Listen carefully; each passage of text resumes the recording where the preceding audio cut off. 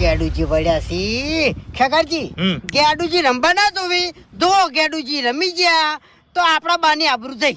અરે ફૂમતાઈ તમે લગીરે ચિંતા ના કરો, ગેડુજી જેવા આવશે ને એવા એકન જતા રહે. બસ હું નહીં બેઠો.